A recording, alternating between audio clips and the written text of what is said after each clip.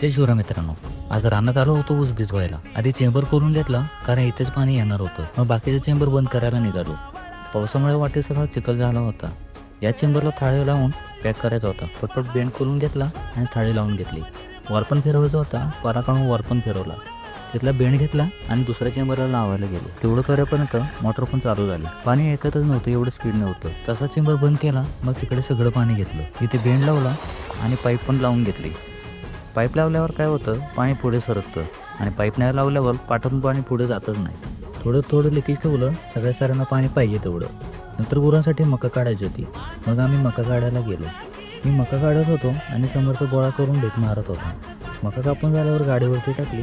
नंतर थोड्या वेळाने ऊस भिजला का नाही ते बघायला यायचं होतं. आज जाऊन बघितलं, जवळपास सगळ्या साऱ्या भिजल्या होत्या. 2-3 साऱ्या राहिल्या होत्या फक्त. मग तिथून दुसऱ्या तुकड्यात पाणी घेतलं. मित्रांनो, व्हिडिओ आवडला असेल तर लाईक करा आणि चॅनलला सबस्क्राईब सुद्धा करा.